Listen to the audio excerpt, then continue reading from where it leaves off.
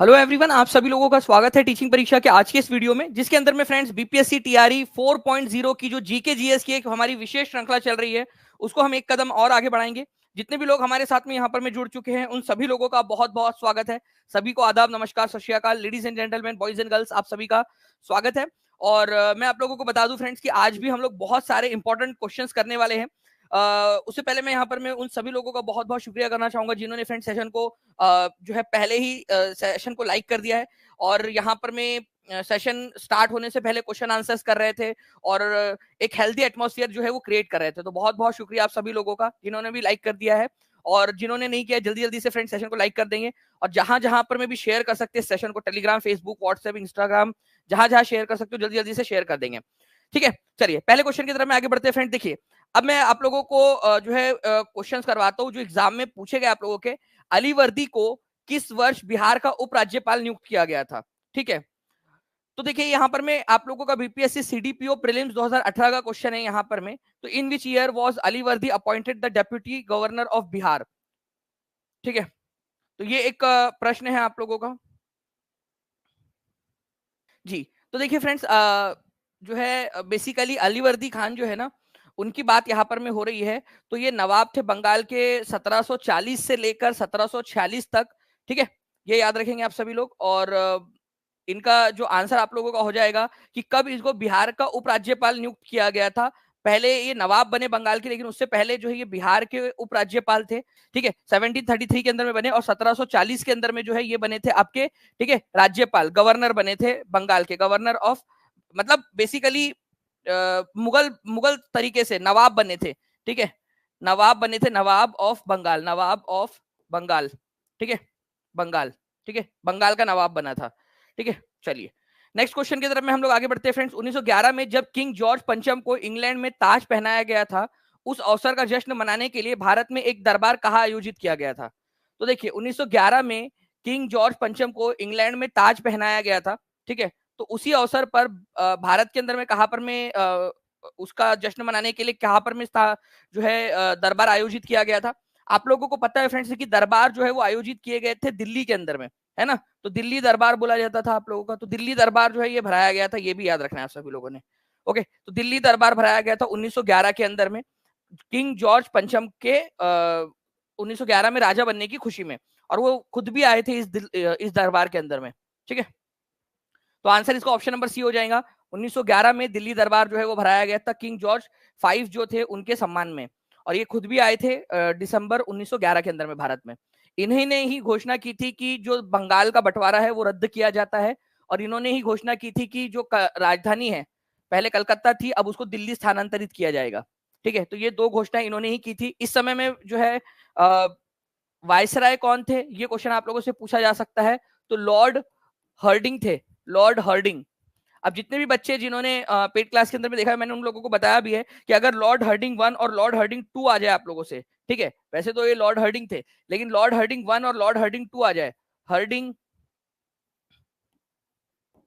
Herding 1 और एक आध ऑप्शन के अंदर में आप लोगों को लॉर्ड हर्डिंग 2 भी दे दे, ठीक है, लॉर्ड हर्डिंग 2 दे दे, तो आप लोगों ने जो है ये 2 लगाना है, क्योंकि एक और लॉर्ड हर्डिंग हो चुके थे उससे पहले हमारे भारत के अंदर में, इसी वजह से। ठीक है, तो लॉर्ड हर्डिंग द सेकंड आप लोगों को लगाना है। ठीक है, अगर इस तरीके से दे, अगर केवल लॉर्ड हर्डिंग बोले तो कोई फर्क नहीं पड़ता, मतलब एक ही के बारे में बात हो रही है। ठीक है, लेकिन यहां पर मैं अगर 1 और 2 इस तरीके से दे दे तो 2 लगाना है आप लोगों ने। ठीक है, ये थोड़ा सा ध्यान रखना आप लोग, इंपॉर्टेंट एग्जाम के अंदर में आप लोगों से पूछा जा सकता है। नाउ फ्रेंड्स, इलाहाबाद संधि के बाद रॉबर्ट क्लाइव ने मुर्शिदाबाद का डिप्टी दीवान किसे नियुक्त किया था? ठीक है, मुर्शिदाबाद का 45वीं बीपीएससी का प्रश्न है फ्रेंड्स ये आप लोगों का।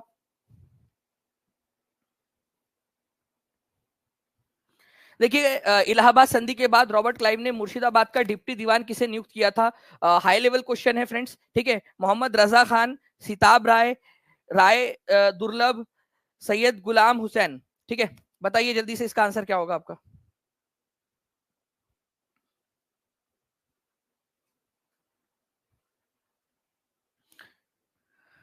जी, तो आंसर जो है फ्रेंड्स आप लोगों का हो जाएगा मोहम्मद रजा खान। एक सीरीज आती थी, अगर आप लोगों ने कभी देखा हो, डीडी नेशनल के ऊपर में आती थी, ठीक है, डिस्कवरी ऑफ इंडिया नाम से। ठीक है, तो भारत एक खोज, एक सीरीज आती थी, और जवाहरलाल नेहरू की जो पुस्तक थी डिस्कवरी ऑफ इंडिया, उसके ऊपर में आधारित थी। उसके अंदर में जो है ना इसका एक पूरा एपिसोड है। अगर आप लोग चाहोगे तो मैं वो एपिसोड आप लोगों के लिए जो है वो ऐप के ऊपर में, टीची परीक्षा ऐप के ऊपर में अपलोड कर दूंगा, अगर आप लोग चाहोगे कि किस तरीके से वो चीज हुई थी पूरी की पूरी। कितने लोग चाहते हैं? वो एपिसोड है मेरे पास में, ठीक है, डीडी नेशनल का आर्काइव में, और बहुत पुराना है, करीब 20 साल हो गए, 20-25 साल हो गए उसको, ठीक है। तो अगर आप लोग चाहोगे तो मैं आप लोगों के लिए वो अपलोड कर दूंगा, आपको थोड़ा सा समझ में आएगा कि क्या बेसिकली किस तरीके से हुआ था वो चीजें, ठीक है। तो उसके अंदर में जो है मोहम्मद रजा खान के बारे में मतलब वो दिखाया गया है उनको उसमें, ठीक है। मुर्शिदाबाद क्या था, वो सारी चीजें आप लोगों को और भी समझ में आ जाएगी। चलिए नाउ फ्रेंड्स, इसी तरीके का एक और क्वेश्चन भी है जो मैं आपको दिखाना चाह रहा था, ठीक है। आप लोग देखिए, एक आप लोगों के लिए जो अभी हमने बनाई है, ठीक है, और कंटिन्यूअसली हम उसमें और ज्यादा इंप्रूवमेंट्स करते जा रहे हैं आप लोगों के लिए।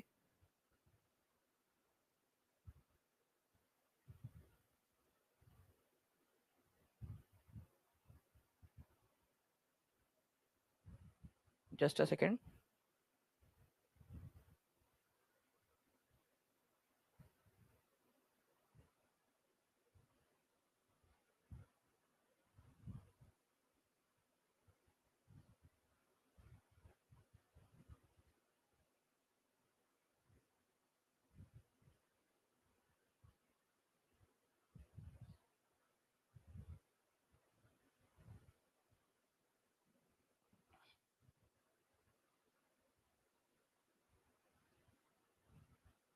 जी, तो देखिए फ्रेंड्स, यहाँ पर मैं आप लोग देख पा रहे हो, ये इस तरीके से जो आप लोगों के लिए बनाया जा रहा है ना continuously, Bihar all important one liner pointers जो है आप लोगों का। इसमें देखिए आप लोग प्लासी के युद्ध के पश्चात, ठीक है, बिहार प्रांत का उप दीवान किसे नियुक्त किया गया था, ये आप लोग देख पा रहे हो, deputy Diwan of Bihar after battle of Plassey, ठीक है, राजा सिताब राय। ये आपका बीपीएससी डीएससीओ 2021 का क्वेश्चन है। ओके, तो ये इस तरीके से जो आप लोग देख, ये जो पूरे के पूरे क्वेश्चन, और इवन जो है फ्रेंड्स आपका हिंदी इंग्लिश के अंदर में दिया हुआ है आप लोगों को। और ये जो क्वेश्चन आप लोग देख पा रहे हो, ठीक है, अगर मैं इसको यहां से रिमूव कर दूं, ये देखिए क्वेश्चन, ये क्वेश्चन 45वीं बीपीएससी में पूछा गया था, जिसमें बोला गया था कि मुर्शिदाबाद का डिप्टी दीवान किसको बनाया गया था इलाहाबाद की संधि के बाद में। तो इस तरह से जितने भी क्वेश्चंस आप लोगों के बनते हैं, जो भी क्वेश्चन आप लोगों के पूछे जा सकते एग्जाम के अंदर में, वो सारे क्वेश्चन आप लोगों के जो है हम लोग यहाँ पर कवर करने की कोशिश कर रहे हैं फ्रेंड्स। हिस्ट्री का जो है आप लोगों का कंप्लीट हो गया है, वो आप लोगों को अपलोड कर दिया जाएगा। साथ ही साथ अब जो है आप लोगों के बाकी के, जैसे ज्योग्राफी भी कल रात में हम लोगों ने बनाने की कोशिश कर रहे हैं हम लोग। 2 रातों से आपको आवाज से भी लग रहा होगा फ्रेंड्स की नींद नहीं हुई है पूरी तरीके से, क्योंकि दो दो रातों से कंटिन्यूअस डे नाइट वर्क आप लोगों के लिए चल रहा है। चलिए नाउ फ्रेंड्स, आगे बढ़ते हम लोग। किस समाचार पत्र में पहली बार बाइकआउट घोषित किया गया था, ये बताइए, शब्द का इस्तेमाल किया गया था बाइकआउट शब्द का,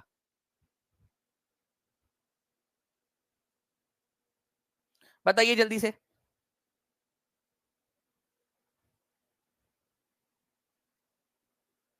किस समाचार पत्र में बाइकआउट शब्द पहली बार घोषित किया गया था? ठीक है, संजीवनी, Hitavadi, Yugantar, Amrita Bazar, none of the above, more than one of the above. देखिए फ्रेंड्स, जब बंगाल का बंटवारा किया गया, ठीक है, तो जो अंग्रेजी चीजें थी या विदेशी जो चीजें थी, ठीक है, चाहे विदेशी कपड़े हो, विदेशी सामान हो, विदेशी ठर्रा हो आपका, ठीक है, तो आप लोगों ने वो पीना बंद कर दिया था, ठीक है, विदेशी चीजें नहीं पियेंगे, विदेशी मतलब देसी दारू पी के हंगामा मचाएंगे, विदेशी नहीं पियेंगे, लेकिन विदेशी कपड़े नहीं पहनेंगे, खादी के कपड़े पहनेंगे, विदेशी कॉलेजेस में नहीं जाएंगे, देसी मतलब जो भारतीय लोगों के कॉलेजेस है उसमें जाएंगे, ठीक है। तो इस तरीके से जो बाइकआउट था, विदेशी चीजों का बाइकआउट, ये पहली बार जो इस्तेमाल किया गया था फ्रेंड्स, ये किया गया था संजीवनी नाम का जो अखबार था उसके अंदर में पहली बार, ठीक है, 6 जुलाई 1905 के अंदर में जो है बाइकआउट, ठीक है, इन्होंने शब्द का इस्तेमाल किया था। फिर बाद में धीरे धीरे कांग्रेस ने इसको अपना लिया। ओके, कांग्रेस ने इसको अपना लिया, अदरवाइज सबसे पहले किसने इस्तेमाल किया था बाइकआउट शब्द का? ठीक है, संजीवनी नाम के अखबार ने। तो आंसर याद रखना है आप लोगों ने, आंसर हो जाएगा आपको option number 1। Okay, now next question की तरफ में आगे बढ़ते हैं हम लोग फ्रेंड्स। यहाँ पर में, अच्छा, ये संजीवनी नाम का अखबार किसने निकाला था, ये भी अगर पूछ लिया जाए तो के मित्रा ने निकाला था, ये याद रख लेना आप लोग, के मित्रा, संजीवनी नाम का अखबार के मित्रा ने, ठीक है। उसके बाद में जो है फ्रेंड्स, अगर मैं आपसे बात करूं कि पृथ्वी की सतह का कितना प्रतिशत भूमि से ढका है, ठीक है, पृथ्वी की सतह का कितना प्रतिशत भाग है जो भूमि से ढका हुआ है?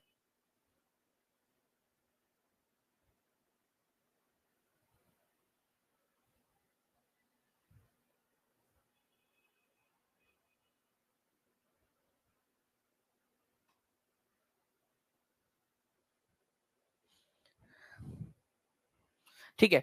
तो देखिए फ्रेंड्स, यहाँ पर मैं आप लोगों को अप्रोक्सीमेट आंसर्स यहाँ पर मैं लगाना है, ठीक है। तो मैं अगर आप लोगों से यहाँ पर मैं एनसीईआरटी को दिखाऊं, यहाँ पर मैं क्लास 8 की ज्योग्राफी की पुस्तक है, चैप्टर नंबर 2 है, land soil water natural vegetation and wild life resources नाम से। इसमें अगर आप लैंड नाम का जो चैप्टर है उसमें देखोगे तो land is among the most important natural resources. पृथ्वी भी या भूमि जो है वो भी एक तरह का प्राकृतिक संसाधन है। भूपृष्ठ का लगभग जो है फ्रेंड्स आपका कुल क्षेत्रफल का 30%, लगभग 30% भाग जो है, लगभग 30% भाग भूमि का जो है वो मतलब पृथ्वी का भूमि से ढका हुआ है, ठीक है। हम 71 29 बोलते हैं, लगभग अगर हम 29 को माने तो 30 के करीब आ जाता है ये। तो ये आपका एनसीईआरटी के अंदर में ही दिया हुआ है, तो आप लोग यहाँ पर मैं आंसर लगाओगे ऑप्शन नंबर ए, लगभग 30% भाग जो है वो भूमि से ढका हुआ है। ओके, चलिए, मतलब पृथ्वी के ऊपर में जो जमीन है जिसके ऊपर में आप खड़े रह सकते हो, बाकी क्या है फिर, बाकी समुद्र है, ठीक है।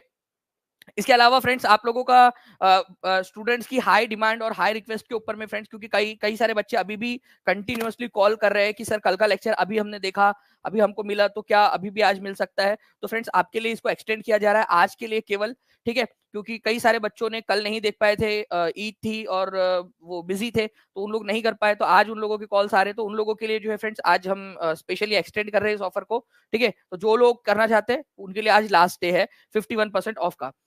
बक्सर की लड़ाई में अंग्रेजी सेना का नेतृत्व किसने किया था? ठीक है, ये बताना है आप लोगों ने, बक्सर की लड़ाई में अंग्रेजी सेना का नेतृत्व किसने किया था? पहली बात तो बक्सर की लड़ाई हुई कब थी? पहले हुई थी प्लासी की लड़ाई। प्लासी की लड़ाई, प्लासी की लड़ाई में रॉबर्ट क्लाइव ने नेतृत्व किया था, रॉबर्ट क्लाइव, ठीक है, रॉबर्ट क्लाइव ने। ये प्लासी की लड़ाई हुई थी आपकी 1757 के अंदर में। उसके बाद में अगर बक्सर की लड़ाई की हम लोग बात करेंगे तो बक्सर की जो लड़ाई थी आपकी हुई थी 1764 के अंदर में। इसके अंदर में जो है फ्रेंड्स हेक्टर मुनरो जो था, हेक्टर मुनरो, ओके, इसने जो है इसके अंदर में नेतृत्व किया था, हेक्टर मुनरो ने, ठीक है। तो ये आप लोगों ने याद रखना, ये बीपीएससी एएओ की एग्जाम के अंदर में आया हुआ है आप लोगों का, और कभी भी एग्जाम के अंदर में आप लोगों से पूछा जा सकता है, ओके। तो प्लीज इसको याद रखिएगा आप सभी लोग। और मैं आप लोगों को बता दूं फ्रेंड, डीएसईओ की एग्जाम में भी आ चुका है और एएओ की एग्जाम के अंदर में भी आ चुका है। और डायरेक्टली हाथ कंगन को आरसी क्या, पढ़े लिखे को फारसी क्या, ठीक है। और आप लोगों के लिए, ठीक है, प्रूफ क्या। देखिए आप लोग, पूरा इसको बड़ा ही करते हैं हम लोग। देखिए यहाँ पर मैं आप लोग देख पा रहे होंगे फ्रेंड्स, देखिए पॉइंट नंबर 2 अगर आप लोग देखोगे कि who led the British forces in battle of Buxar, ठीक है, बक्सर की लड़ाई के अंदर में किसने नेतृत्व किया था? तो मुनरो ने, ठीक है। डायरेक्टली क्वेश्चन आया आप लोगों का, और आप लोग जो है इस तरीके से पॉइंटर्स के थ्रू क्या कर सकते हो, पॉइंटर्स के थ्रू इन सारी चीजों को याद रख सकते हो, ओके, पॉइंटर्स के थ्रू। और ये रिवीजन के लिए बहुत अच्छी अच्छी टेक्निक है आप लोगों की, रिवीजन के लिए हम लोग कोशिश कर रहे हैं कि एक कदम और आगे जाया जाए आप लोगों के लिए। आप लोग मुझे बताना कि आइडिया कैसा है, ठीक है, आप लोग मुझे बताना। हम आपको ये सारे पॉइंटर्स देंगे, आप इन पॉइंटर्स को अच्छे से रिवाइज करना। फिर क्या करेंगे, इन पॉइंटर्स के ऊपर में एक टेस्ट देंगे, और उन टेस्ट के अंदर में पूरे इस तरीके से ऑप्शंस भी रहेंगे। कितने लोगों को लगता है कि ये कारगर टेक्निक है? और उसके अंदर में आपके अनलिमिटेड अटेम्प्ट रख देंगे, और कंटिन्यूअस आप देते जाओ देते जाओ देते जाओ टेस्ट उसके अंदर में।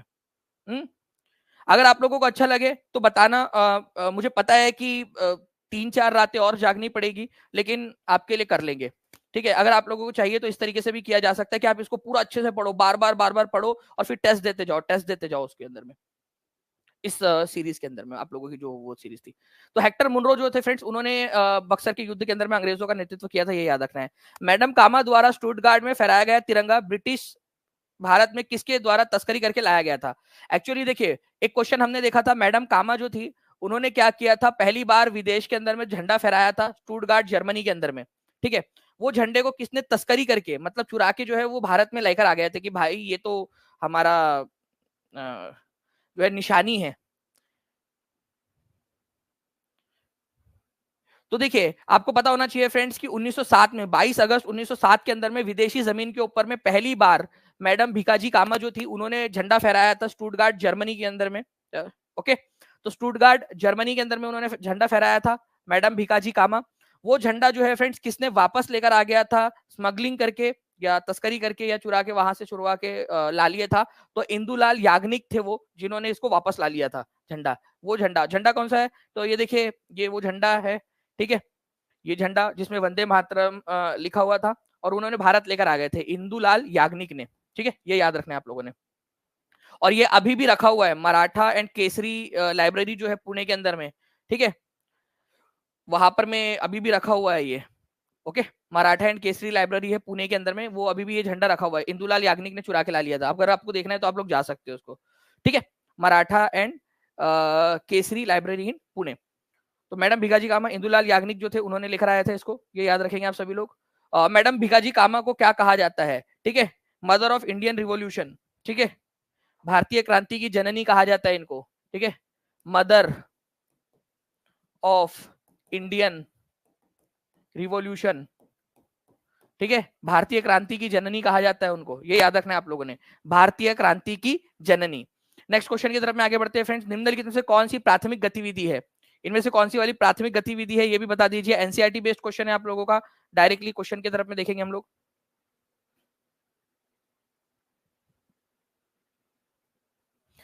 तो प्राथमिक गतिविधि का मतलब क्या होता है, जो डायरेक्टली नेचर से प्राप्त हो, आप लोगों को नेचर प्रकृति से प्राप्त हो, ठीक है। तो मैन्युफैक्चरिंग आपको ऐसा होता है क्या कि आपने जो है जमीन में बीज बोए थे छोटे छोटे बिल्डिंग के, और बड़ी बिल्डिंग मिली, अरे वाह, ठीक है, वल्ला हबीबी वल्ला वल्ला, बुर्ज खलीफा निकली है, अच्छा पानी डाला तुमने, ठीक है। तो बुर्ज खलीफा मतलब डायरेक्टली तुमको नेचर से थोड़ी ना मिलेंगी, या तुम जो है वो डाले हुए थे वहां पर में, ठीक है, और व्हाइट हाउस जो है वो तुम्हारी मछली की तुम्हारी मछली के जाल में फंस गया, अरे भाई ये डायरेक्ट नेचर से थोड़ी मिलता है, ये बनाना पड़ता है। बैंकिंग, बैंकिंग क्या मतलब पैसा या बैंकिंग की ये सर्विसेज तुमको डायरेक्ट नेचर से थोड़ी मिलती है, तुम लोग करते हो उसको, सर्विस सेक्टर के अंदर में आता है। एग्रीकल्चर जो है फ्रेंड्स ये नेचुरल है, ठीक है, नेचर से मिलता है, ये याद रखना है आप सभी लोगों ने। ओके, तो आंसर हो जाएगा आप लोगों का ऑप्शन नंबर सी, कृषि। ये जो है आप लोगों का बेसिकली प्राथमिक गतिविधियों की कैटेगरी के अंदर में आता है, ये आप लोग याद रखोगे, प्राइमरी सेक्टर के अंदर में, क्योंकि डायरेक्टली नेचर से मिलता है। ओके, बाकी मैन्युफैक्चरिंग, मैन्युफैक्चरिंग का मतलब होता है आप लोगों का जो प्राइमरी जो चीजें है उससे जब आप कोई और चीज बनाते हो, ठीक है, तो वो सेकेंडरी सेक्टर हो जाता है आपका, सेकेंडरी सेक्टर। तो मैन्युफैक्चरिंग सेकेंडरी सेक्टर में आता है, और बैंकिंग जो है वो सर्विस है, ठीक है, तो ये टर्शरी सेक्टर में आता है।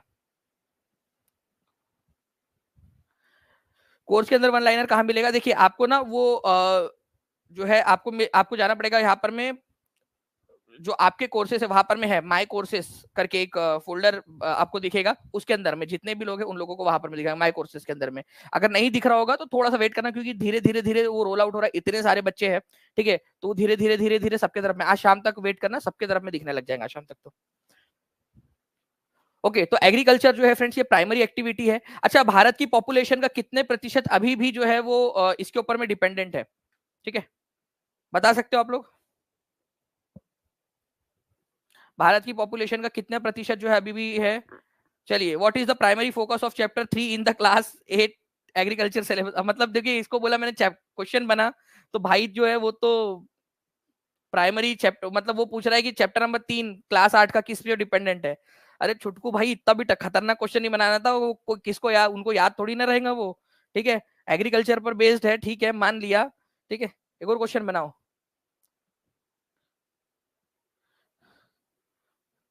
Which of the following best describe the term agriculture as discussed in this chapter? The process of managing natural resources, the science of planting and harvesting crops and raising animals, the study of rural commitment, exploring of urban landscape. अब बताओ चलिए यहाँ पर में क्या होगा, agriculture शब्द को सबसे अच्छे से कौन करता है, तो एग्रीकल्चर देखिए friend is the science of planting and harvesting crops, ठीक है, साथ ही साथ एनिमल जो पशुपालन होता है ना वो भी एग्रीकल्चर की कैटेगरी में ही आता है। तो ये याद रखना है फ्रेंड्स आप लोगों ने कि साथ जो है आपका, देखिए इसने थोड़ा सा क्वेश्चन को और ज्यादा एडवांस लेवल पे अपने तरफ से उसने बना के दिया हमको। तो क्रॉप्स, फ्रूट्स, वेजिटेबल्स, फ्लावर्स, इनको तो ग्रो करना ही करना है, साथ ही साथ लाइफ स्टॉक, लाइफ स्टॉक का मतलब होता है पशुपालन, ठीक है, तो पशुपालन जो है आप लोगों का पशुधन का पालन, ये भी आपका एग्रीकल्चर की कैटेगरी में ही आता है, तो इसको भी प्लीज याद रखिएगा। अगर सेशन पसंद आया है, ठीक है, अगर छुटकू का क्वेश्चन पसंद आया तो यार एक बार छुटकू के लिए भी लाइक तो बनता है यहाँ पर में कम से कम एक, ठीक है, तो जल्दी से जो है फ्रेंड्स सेशन को लाइक कर देंगे सभी के सभी लोग, और जिन्होंने भी चैनल को सब्सक्राइब नहीं किया चैनल को सब्सक्राइब जरूर कर लेंगे। जो भी बच्चे जो टीचिंग परीक्षा के प्रीमियम कंटेंट के साथ में जुड़ना चाहते हैं वो जुड़ सकते हैं फ्रेंड्स, ठीक है। नाउ फ्रेंड्स, रॉबर्ट, भारत में ब्रिटिश शासन की स्थापना करने वाला व्यक्ति कौन था, ठीक है, किसको माना जाता है कि उसने ब्रिटिश शासन की स्थापना की भारत के अंदर में। 1400 से ज्यादा लोग देख रहे हैं फ्रेंड्स, ठीक है, 973 हो चुके हैं अभी लाइक्स यहाँ पर में, तो जल्दी जल्दी से सेशन को लाइक भी करते रहेंगे। देखिए जब तक मैं बोलता नहीं हूं तब तक आप लोग करते भी नहीं हो, ये बड़ी खराब बात है। बहुत बहुत ज्यादा खराब बात है। देखो 991 हो गया अभी, जब मैंने बोला उस समय आप लोगों ने किया, अदरवाइज करते नहीं है। तो ये ना फिर अच्छा नहीं लगता मुझे यार कि आप लोग अपने आप से नहीं करते हो, हर बच्चे ने अपने आप से कर देना चाहिए। तो भारत में ब्रिटिश शासन की व्यवस्था करने वाला जो है वो रॉबर्ट क्लाइव था फ्रेंड्स, ये याद रखना है आप लोगों ने, रॉबर्ट क्लाइव। और आपको पता है कि जो प्लासी की लड़ाई हुई थी, ठीक है, उसके अंदर में इसने कमान संभाली थी। आपको पता है प्लासी की लड़ाई कौन से साल हुई थी, जल्दी से बता दीजिए आप लोग, जल्दी बताइए, प्लासी की लड़ाई कौन से साल हुई थी?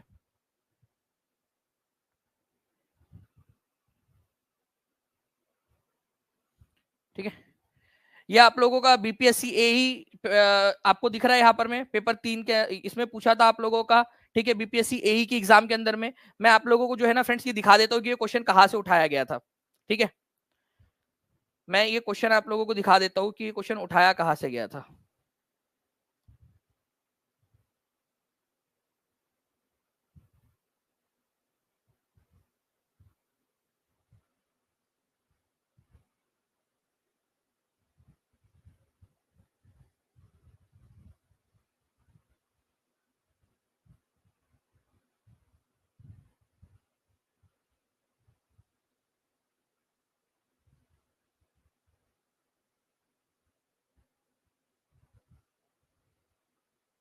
ये देखिए, आप लोगों का ये क्वेश्चन आया है बीपीएससी एई की एग्जाम में। ठीक है, भारत में ब्रिटिश शासन की स्थापना करने वाला व्यक्ति कौन था? Robert Clive.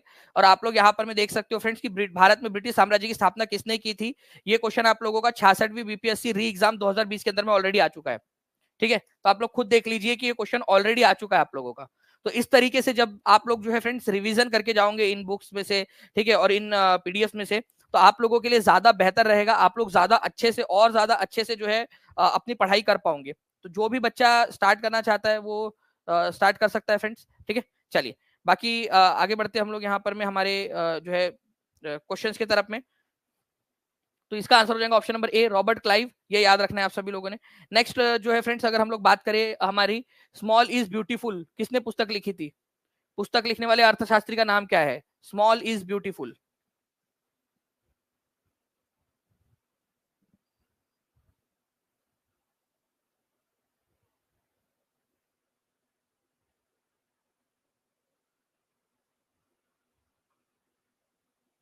अब देखिए ये स्मॉल इज ब्यूटीफुल जो है ना फ्रेंड्स, ये आप लोगों से ऐसे ही ऐसे ही हवा में नहीं पूछ रहे, ये एनसीईआरटी के अंदर में दिया हुआ है इसीलिए पूछ रहे।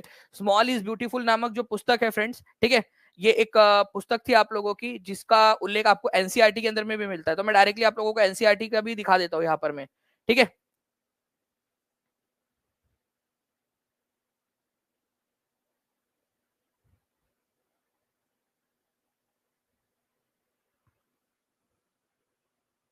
जी। तो ई एफ शुमाकर जो थे उन्होंने ये पुस्तक लिखी थी, ई एफ शुमाकर, मैं आप लोगों को दिखाता हूँ। ठीक है, E F Schumacher small is beautiful नाम की पुस्तक लिखी थी, ये गांधीवादी नेता थे। देखिए यहाँ पर मैं आप लोग देख सकते हो एनसीईआरटी के अंदर में दिया हुआ है। ठीक है, at the international level the club of Rome advocated resources conservation for the first time.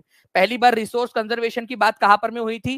ठीक है, क्लब ऑफ रोम के अंदर में 1968 के अंदर में। ठीक है, उसके बाद में 1974 के अंदर में शुमेशर या शुमाकर जो प्रोनाउंसिएट किया जाता है उनका, उनकी पुस्तक स्मॉल इज ब्यूटीफुल में इस विषय पर गांधी जी के दर्शन की बार से पुनरावृत्ति की गई। गांधी जी ने भी कहा था एक बार कि भाई हमें रिसोर्सेस को बचाना चाहिए, कंजर्व करना चाहिए। तो स्मॉल इज ब्यूटीफुल नाम के अंदर में शुमाकर या सुमेशर, जो भी आप लोग प्रोनाउंसिएट करना चाहो, ठीक है, लेकिन आप लोगों को इतना याद रखना है क्योंकि इसको शुमाकर और सुमेशर दोनों तरीके से किया जाता है। मैक्सिमम जगह पे इसको शुमाकर लिख कर आएगा फ्रेंड्स, क्योंकि जब भी आप इसका ट्रांसलेशन करते हो तो शुमाकर लिख कर आता है।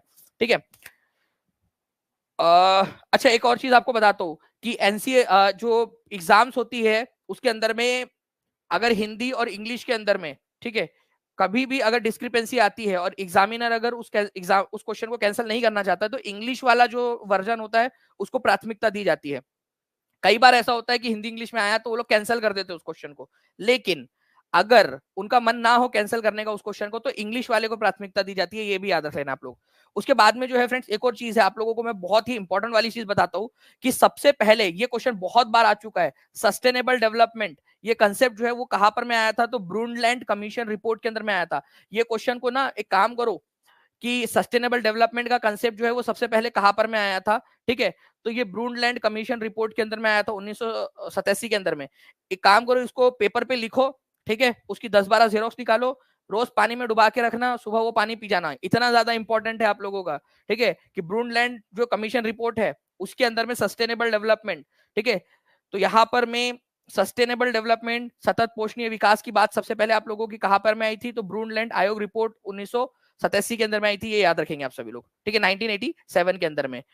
और वो जो बुक उन्होंने पब्लिश की थी ब्रूनलैंड कमीशन रिपोर्ट को अवर कॉमन फ्यूचर भी कहा जाता है, ठीक है, तो जो ब्रूनलैंड कमीशन रिपोर्ट है उसका नाम क्या था, ठीक है, जो रिपोर्ट थी उसका नाम क्या रखा गया था, अवर कॉमन फ्यूचर, हमारा साझा भविष्य। ओके, तो इसके ऊपर में इतने सारे क्वेश्चन बन सकते हैं कि आप जो है यहाँ पर में, अच्छा एक और चीज थी, मैं एक चीज आपको बताता हूँ,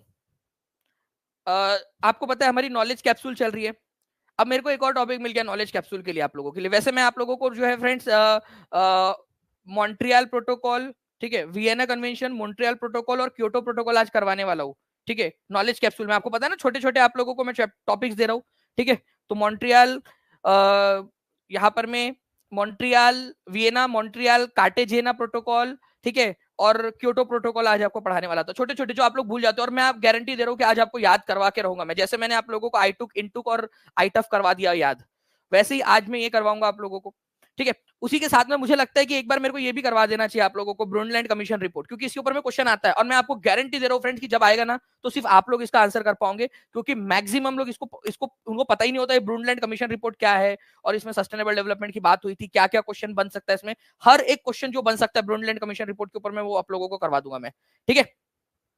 तो आज रखेंगे हम लोग नॉलेज कैप्सूल रात में 9 बजे, ठीक है, चलिए गुड, वो भी रखते हैं हम लोग। और वो मोहम्मद रजा वाला जो क्वेश्चन था ना, वो भी मैं आप लोगों को आपका वो जो था आपका एपिसोड, वो आज ही डाल दूंगा मैं अभी, बस आधे घंटे के अंदर में। लाल मिट्टी का पीला रंग किसके कारण होता है, हाइड्रेशन के कारण, कार्बोनेशन के कारण, ऑक्सीडेशन के कारण, रिडक्शन के कारण, ठीक है।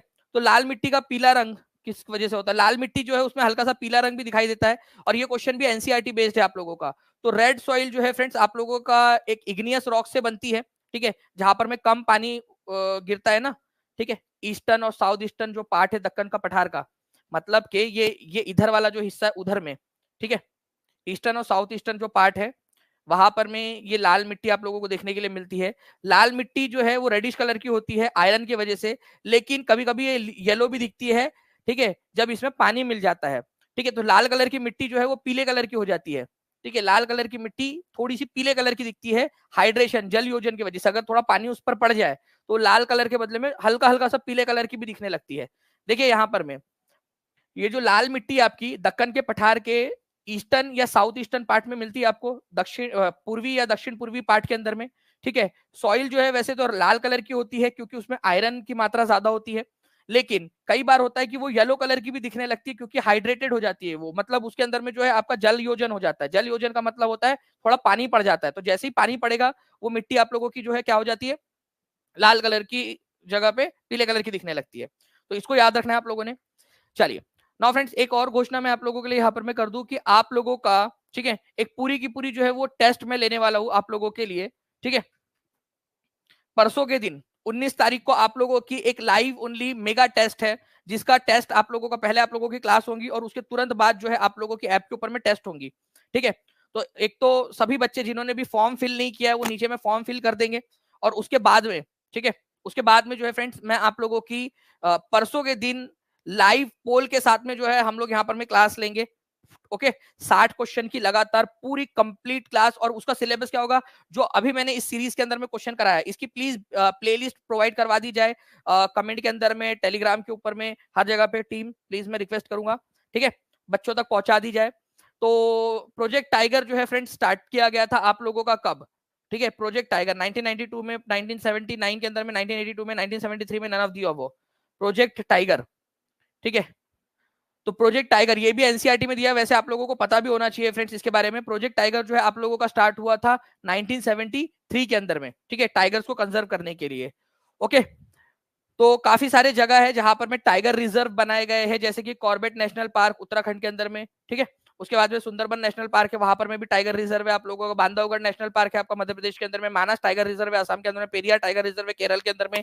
इसके अलावा बिहार के अंदर में कौन सा टाइगर रिजर्व है, जल्दी बताइए। बिहार के अंदर में कौन सा टाइगर रिजर्व है, ये कमेंट करके आप लोग बताएंगे। मैंने बहुत बार बताया आपको, ठीक है, बिहार के अंदर में एक इंपॉर्टेंट वाला टाइगर रिजर्व, ठीक है। दूसरी चीज मैं आप लोगों से पूछना चाहूंगा, जो बच्चे पुराने बच्चे हैं ना, जो रेगुलर टीचिंग परीक्षा के साथ में जुड़े हुए, मैं लिंक करके पढ़ाना पसंद करता हूँ। बिहार में सेकंड नंबर का टाइगर रिजर्व कौन से जिले में खोलने की योजना बना रही है बिहार सरकार? बिहार का सेकंड नंबर का टाइगर रिजर्व, ये भी बताएंगे आप लोग। ओके, चलिए, तो ये भी आप लोग आंसर करते रहेंगे। बाकी जो है फ्रेंड्स, अभी पवन सर की क्लास है, आप लोग उसको भी देखिए। तब तक जो है मैं आप लोगों की पेड क्लास के अंदर में आप लोगों के लिए वो अपलोड कर दूंगा फ्रेंड्स, ठीक है। जो भारत एक खोज वाला मैंने एपिसोड आपसे बोला था ना, रजा खान वाला, वो ताकि आप थोड़ा समझ सके उसको। इंटरटेनमेंट के लिए पर्पज से देख सकते हैं, नॉलेज भी मिलेगा आप लोगों को उसमें, ठीक है। तो 51% ऑफ का आज जो है फ्रेंड्स एक्सटेंड कर दिया गया है स्टूडेंट की हैवी डिमांड के ऊपर में। तो आज आप लोग इसको एंजॉय कर सकते हो। जो भी पर्क्स है, जो भी सारे बेनिफिट्स है, वो भी आज के लिए एक्सटेंड कर दिए गए हैं। तो जो बच्चे कल रह गए थे, ठीक है, किसी भी कारण से छुट्टी थी और बहुत सारे जो बच्चों के मैसेज आ रहे थे, ठीक है, तो आप लोग जो है अभी इसका लाभ उठा सकते हो। ओके, चलो, thank you very much friends. मिलते हैं हम लोग हमारे नेक्स्ट लेक्चर में। तब तक के लिए take care and bye. God bless you all. और अभी पवन सर की क्लास है, आप पवन सर की क्लास भी देख लीजिए। और जो बच्चे टेस्ट देना चाहते हैं, ठीक है, वो टेस्ट दे सकते हैं। और प्लेलिस्ट की लिंक आप लोगों के लिए जो है यहाँ पर में पिन कर दी गई है। तो प्लेलिस्ट जरूर आप लोग जो है फ्रेंड्स यहाँ पर में देख लीजिए अच्छे से। ओके, चलो, थैंक यू वेरी मच। परसों के दिन टेस्ट होंगी, मेरे को कमेंट में बता देना कि आप लोग सभी लोग तैयार है या नहीं परसों के दिन टेस्ट के लिए, ठीक है। चलो, thank you friends, bye, God bless you all, thank you. Playlist की लिंक जो है वो डाल दी गई है आप लोगों के लिए फ्रेंड्स। ओके।